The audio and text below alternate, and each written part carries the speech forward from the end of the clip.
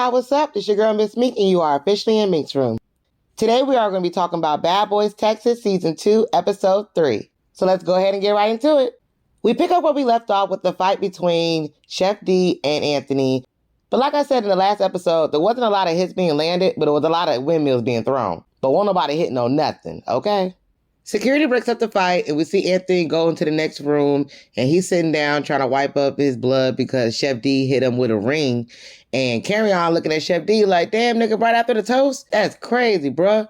And Chef D ain't trying to hear that. He's telling Jonathan, yo, he really gonna sit and act like he ain't been doing nothing this whole time. So now we not friends? Now we ain't friends? You is fake as hell. And I'm like, Chef D, you the fakest one in the house, bro, doing all this pump faking like you really throw hands like that. You didn't really do anything. Neither one of y'all. We cut back to Anthony, who's in the next room cleaning himself up, and he says in his confessional that he shouldn't even be in this type of predicament, and he don't even want to be around Chef D. He's fake as hell, and he riding. Hold up. Hey.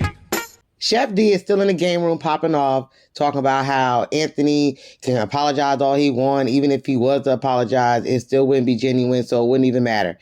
And Banger was like, well, you still was wrong for what you did. I love the fact that he's speaking up and saying everything that us, the viewers, are thinking and that nobody in the house are saying. So I got to give it up for Banger. And Chef D looking like, damn, you still talking about that? Man, I don't want to hear that mess, man. I ain't jumping nothing, man. I don't want to hear it. But Banger not backing down. He's like, well, you ain't going to shut me up. I'm going to say how I feel. I'm going to tell you how I feel. I don't care if you want to hear it or not. So they start going back and forth. And Big Lou, he starts getting annoyed, peeping everything. And he says in his confessional, yo, why is Banger keep running his mouth trying to antagonize my homie Chef D? Next thing you know, Chef D was like, whatever, nigga, next. Banger said, ain't no next. The fuck? Chef D was like, girl, you heard what the F I said. Go and get up out of here with that mess. Banger said, I ain't going nowhere. Relly B, he goes to go check on Anthony, and he sees that Anthony is bleeding. So he's like, dang, he hit you with a ring? We cut back to the game room, and Raspy says that Anthony should have came to the room a little bit more humble, because when you walk into a room where there's already tension, being hostile is only going to make the situation worse. So him and Carry On go and check on Anthony as well, and that's when Raspy tells Anthony the conversation was going good at first, but then he started getting a little bit edgy, and that's when everything went left. Anthony says in his confessional that he don't really feel like anybody's on his side at this point, and he just want him to get the F out of his face because he don't trust nobody in the house. We cut back to the game room, and Banger is asking Chef D, like, well, did you feel like you did what you wanted to do? And Chef D was like, man, it's whatever. And Banger was like, okay, well, then go chase after him then.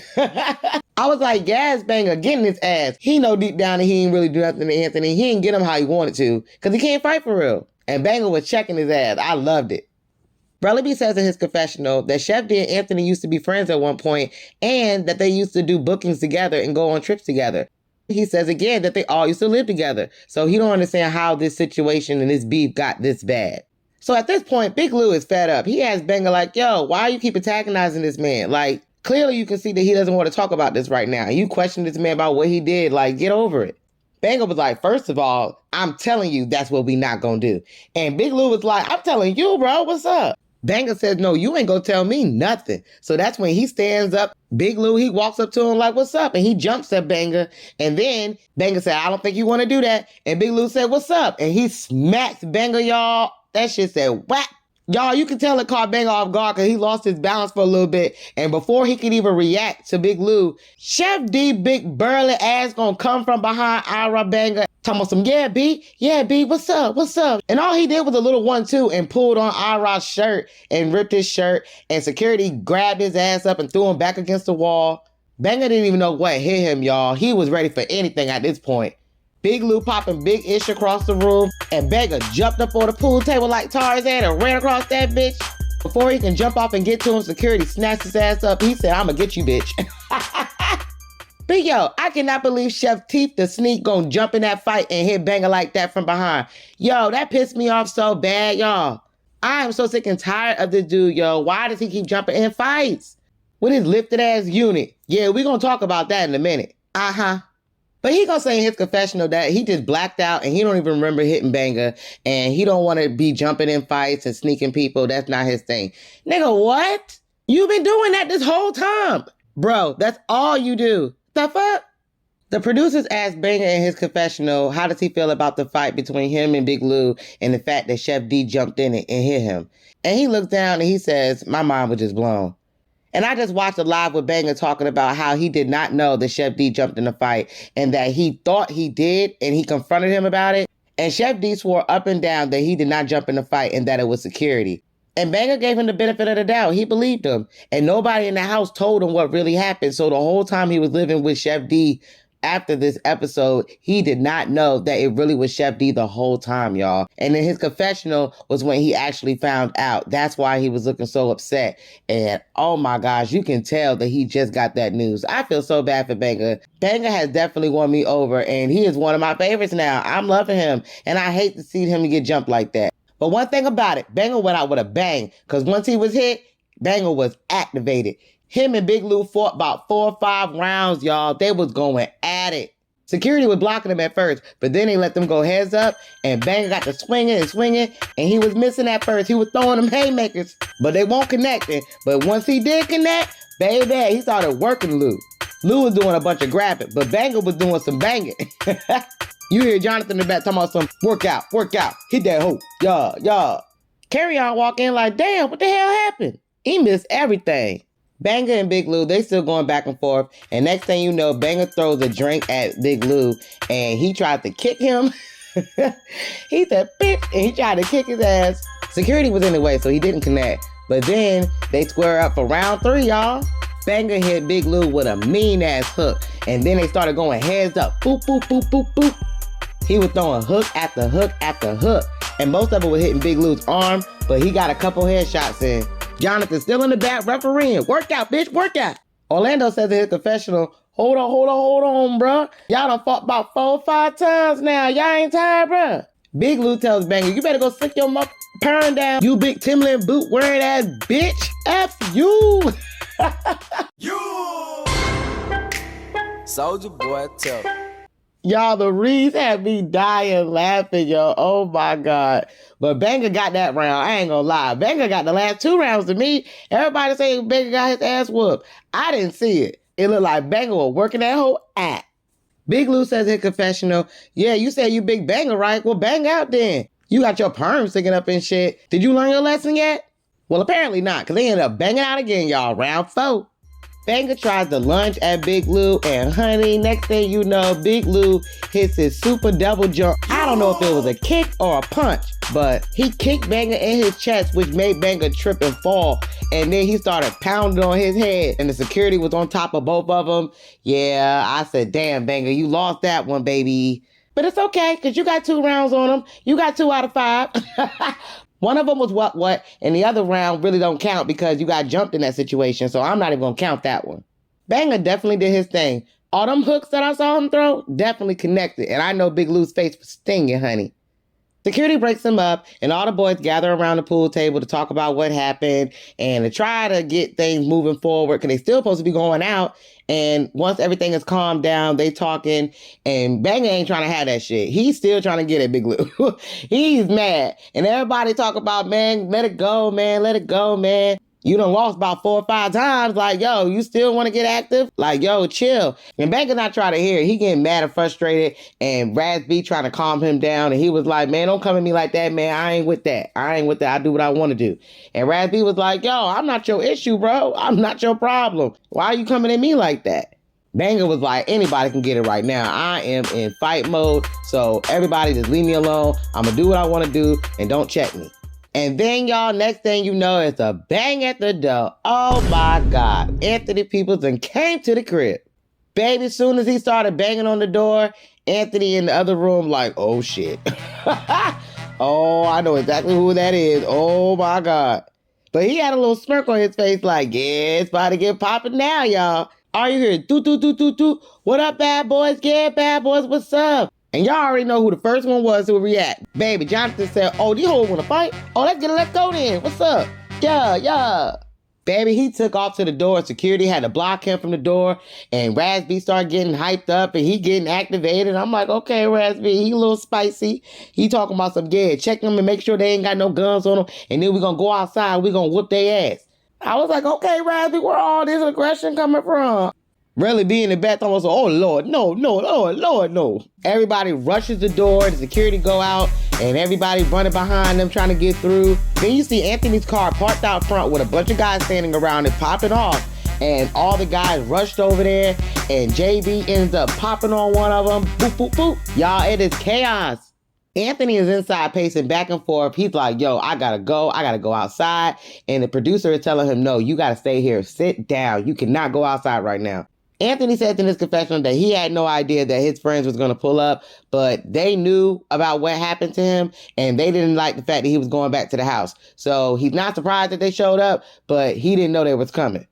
And I seen all the chit-chat and comments online, everybody talking about Anthony knew that his friends was coming and he set the whole thing up. And I'm kind of on the fence about it. I'm not sure yet. The producer asked Anthony, how did they find out where we was? How did they get the location? And Anthony was like, I don't know. They must have followed me here. But the way he said it wasn't too convincing. The producer even asked him, well, what about the gate? Because they had to have the code. How did they get the code? And Anthony looking like, I don't know. He just shrugs or whatever. So that's not too convincing for me. I feel like, Anthony, you might have had something to do with it. But then again, I'm looking at production like, well, if Anthony didn't have something to do with it, let's just play devil's advocate. Even if Anthony did give up the code, how would they have access to get to the house and knock on the door with no security around? That makes no sense to me. I don't know. So back to the drama outside, Relly B is trying to convince Anthony's friend to calm down, but he is pissed off because he just got 2 pieces and a biscuit by JB out of nowhere.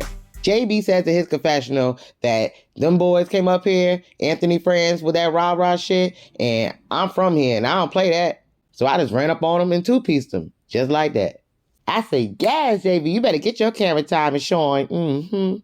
Anthony friend is still going off talking about, why D putting his hands on my sister? You weak, ho, you weak. And Jonathan is sitting there pacing, looking around like a shark in the water. He just smelling blood, baby. He trying to get over there. He trying to get active.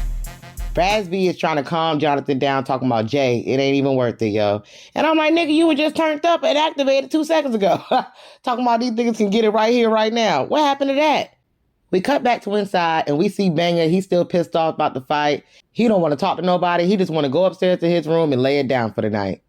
And then we cut over to Anthony and he's talking to the producer, telling her like, look, y'all might as well just let me go because my friends are here and they about to get crazy. So I need to go because I already know this is going to get worse. He says in his confessional that his friends are 10 toes down for him. And if he don't want the situation to escalate, then he needs to get the hell up out of here. Back to the drama outside. Anthony's friend Chris is still going off. And the zoo security, they ended up putting him in handcuffs to restrain him. And Jonathan, he ain't trying to hear it. He's still trying to attack. He come rolling up and Dorelli was like, yo, Jonathan, he's handcuffed, bro. Security ends up holding him back, but that doesn't stop Jonathan from going back and forth with Anthony's friends, talking about some, F your friend, F that nigga. Then he started juking the security in the grass, shaking their ass. He got them chasing him all through the yard and shit, boy. They finally got his ass though, and they grabbed him and scooped him in the house. And everybody followed behind them, and security ends up uncuffing Anthony's friends. They pull off to go. Everybody goes back in the house. And baby, the craziness is finally over. But on the way back in the house, Big Lou did see that his Cartier glasses was broken. That was funny. That's what his ass get for slapping Banger. You my Cartier's for credential. God damn. So the boys get back in the house and Jonathan is tucking and rolling down the hallway because he done messed up his leg, trying to shake the security, trying to get to Anthony's friends. He's almost like, look, I'm ready to go to bed. My leg hurt and I'm worn out. So I'm trying to get up in her so I can put some ice on my leg because my leg is hurt really, really bad. But at this point, Anthony better not step foot back in this house. And I'm going to leave that with that one. Chef D is at the bar with Raz B talking about how he don't feel like what Anthony did was right because he gave him a fair fight that time. He went heads up with him.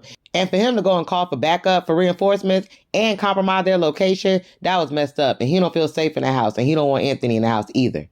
And I'm like, okay, I get that. Because I'm like, Anthony, that does look sus as hell. The fact that your friend showed up to the house, knew exactly where y'all was, and they pulled up in your car. Plus, they needed a code to get through the gate, and producers don't know how he got the code. Anthony, it does look like you did set everybody up. So I get all the boys' frustration. But what I'm saying is, it's the right message from the wrong messenger. You know what I'm saying? Because Chef D, them niggas were there for you. They didn't want nobody else but you. They even called your name out. They ain't saying nothing about Jonathan because they know who to play with. Prince says in his confessional that situation was crazy. And although those guys was not very intimidating, imagine if they was thugs. That could have put everybody in a dangerous situation. But on the flip side, if I just got my ass whooped twice and I felt like I just got jumped, oh yeah, I would have did something out of character as well. So I can empathize with why he did what he did, but I honestly think that he didn't thoroughly think it through. And I don't think Anthony thought it through either, because with him pulling this move, it puts a target on his back. And now he got a problem with everybody in the house. So then we cut back to Anthony, and Darrelly goes and checks on him, and he lets them know that his friends are gone. They left, and Chris was handcuffed, and they ended up taking the cuffs off so they can go. And he was like, bitch, how they know we was her? Anthony says, I don't know. They must have followed us here. They had to have followed me here. Because last night at the room, I told them what happened, and they wasn't happy with the fact that I was coming back here tonight. And you know how my friends are, really. I can't tell them what to do and what not to do. They gonna come and ride for me. You know they 10 toes down. Relly B tells Anthony, I just feel like this beef between you and D has been brewing for a long time. And Anthony agrees. He says, I just don't like her. Like, she always coming around being negative, and she always trying to be a part of something. Like, just be you and be great. Don't always try to assert yourself. Like, bitch, you lame. Relly B says, I don't think it's safe for you to be here now, because I feel like if any of these bitches gonna run up on you and not try to give you a fair one, with you agreeing to it, then I just feel like you need to just go ahead and go. And I'm gonna make sure that you get up out of here safely. And I fucks with Relly B for that. He's a man of his word. He got Anthony in safe. He had his conversation with Jonathan. It didn't get resolved. Chef D, that was a whole nother situation that he couldn't control. But as far as getting Anthony safely out of the house, he does exactly just that. He says in his confessional that getting Anthony out of the house, that whole process was very hard for him, because he knew a lot of people wanted to jump on him at that point in time. And it's messed up to see that somebody that you really care for get attacked like that. And it was hard for him, but he couldn't imagine what was going through Anthony's mind at that moment. And he breaks down, y'all, and he starts crying in the confessional. I was like, oh, Relly B. But that is messed up how Anthony had to leave out of the house like that. When he didn't do anything wrong, he was just defending himself. And to be honest, if I would have got jumped, I would have called my homies to come pull up too. We pull up gang over here. But I can definitely see how the boys felt unsafe knowing that their location is compromised now. So I definitely get both sides of the coin. It's still a messed up situation for Anthony, though. So then it's the next day, y'all, in the house, and we see Prince and JB on the basketball court talking about the fight that happened last night. And then Darrelly, he comes outside to join them. He says in his confessional that he don't see how JB playing basketball when his shoulders is up her. And Prince, he look like he need to be a cheerleader cheering for me. I love Darrelly. So Relly B starts the conversation off by saying, man, last night, them boys pulled up, huh?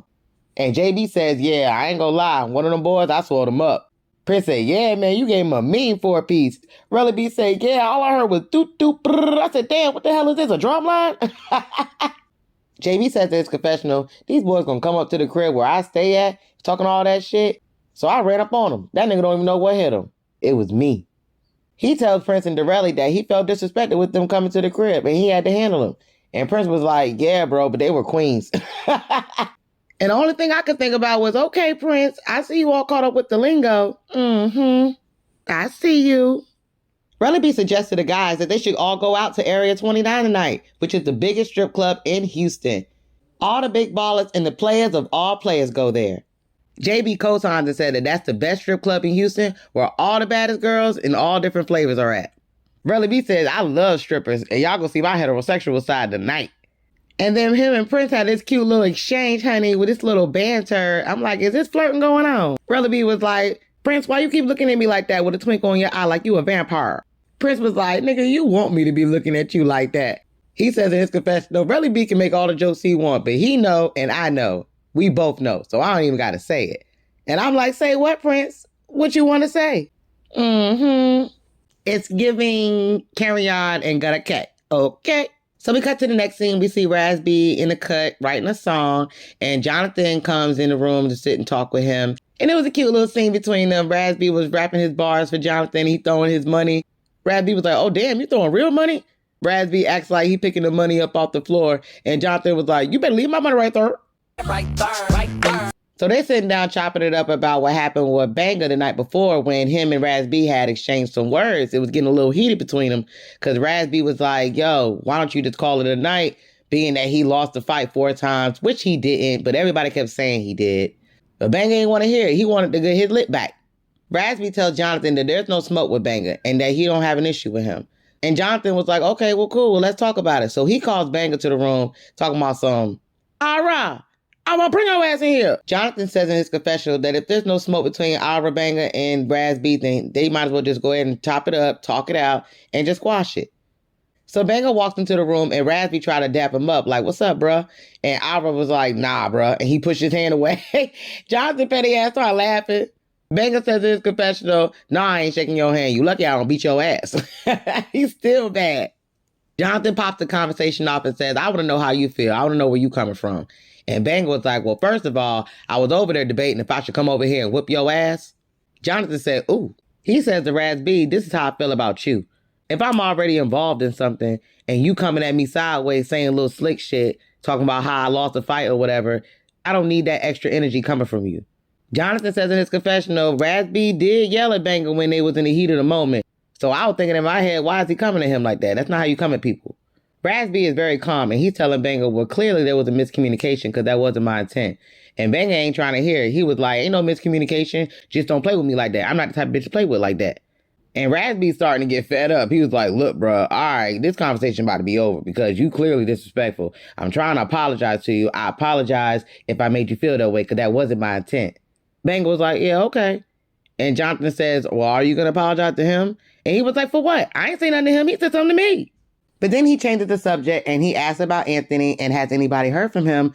And Jonathan gets pissed right off the bat. He was like, bitch, why you keep asking about him? Why you care about how Anthony doing? Did he care about you last night when you got your ass whooped 4 times?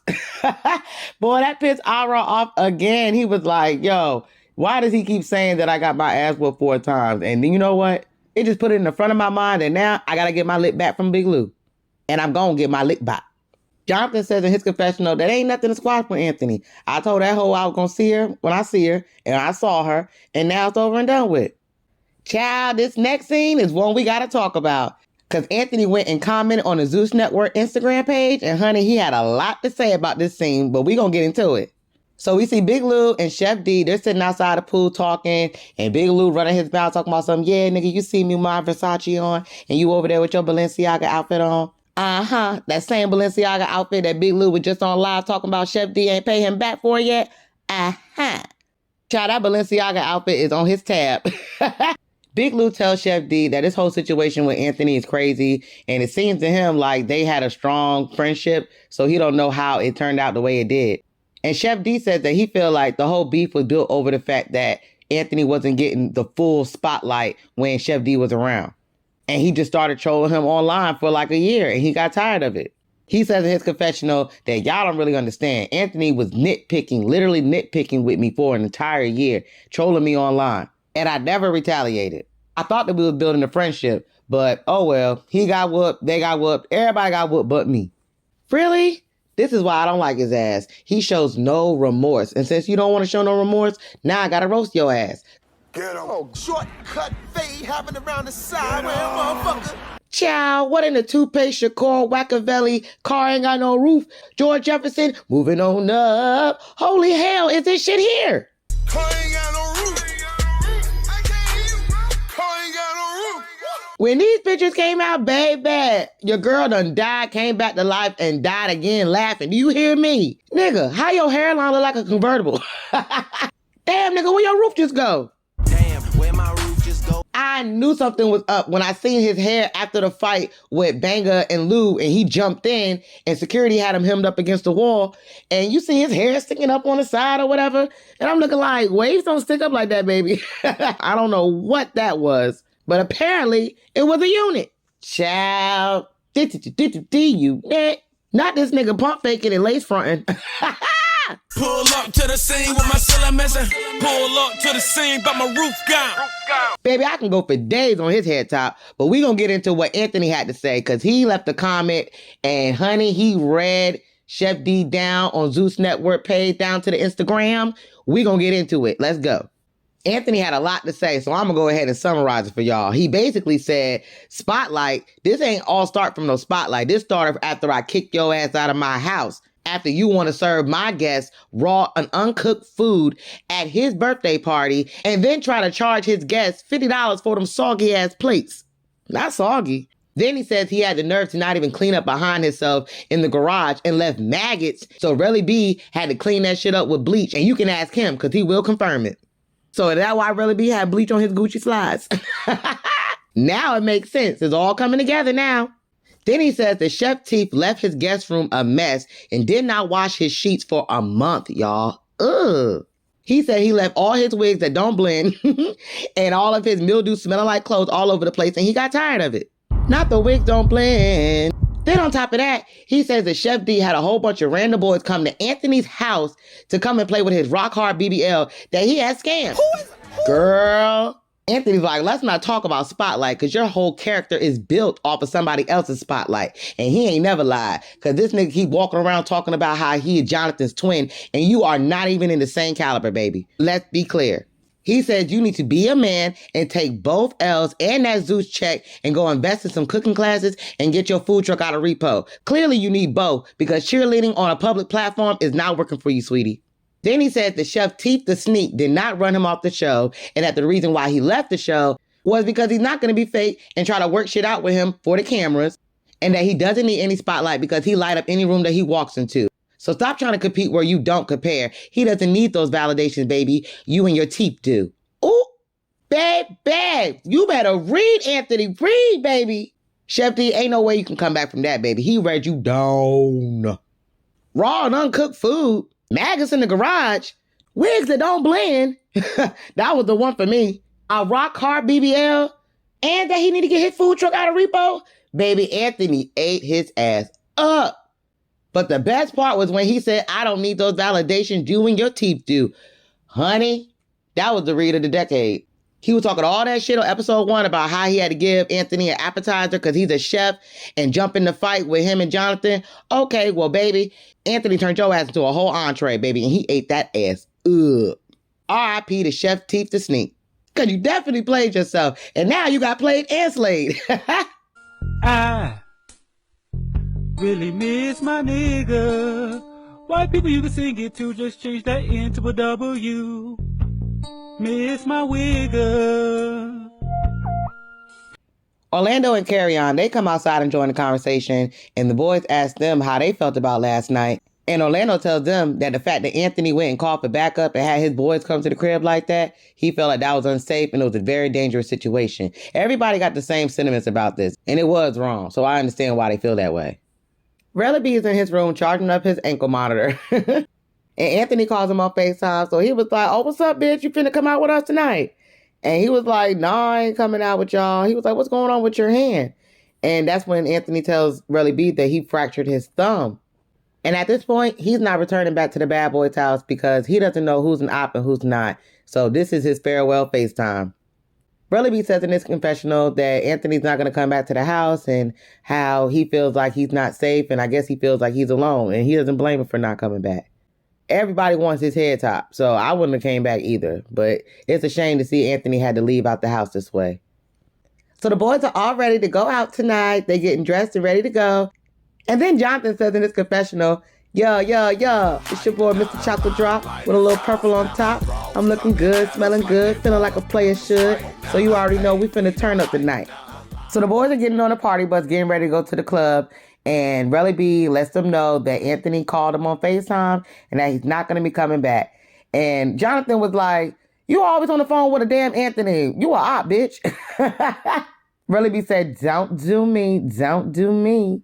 But everybody pretty much is like, well, forget Anthony. He don't want to come back. Oh, well, he already knew that he can't come back to the house because we was going to tag his ass. So niggas get jumped every day, B. He'll be all right. You a bad boy, right? So they don't care at this point. They ready to go outside and turn up. So the boys pull up to Area 29, and it is litty in the city, and it B.I.B.I. Child, it is ass and titties everywhere, every which your way, okay? The boys start turning up, and Jonathan says he loves to throw money at the strippers, so he went and pulled out $4,000 just to throw at them. They are having a ball, and Relly B said, man, there's so much money everywhere. Child, I got a paper cut on my eye. Even Banger said that the strippers woke him out of his slumber, honey, because he was having a ball. He was dancing in the cut, and I'm so happy to see that he's finally letting loose and having fun.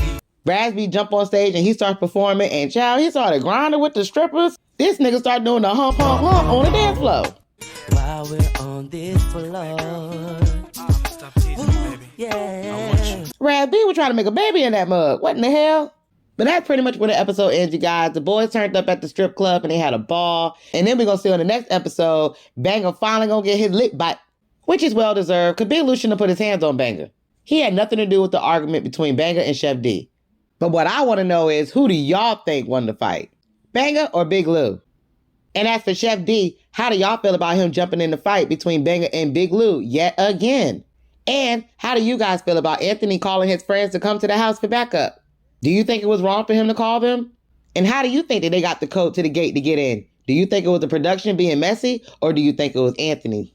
Drop down and get your eagle on the comments and let me know what you think. All right, guys, that's all I got for this episode. Let's have a conversation in the comment section, and make sure you guys subscribe to my channel if you haven't already. Hit the like button before you click off of this video. Share if you care, and hit the notification bell button so you can get the drop every time that I drop. I love you guys. I'll see you in the next video. Bye.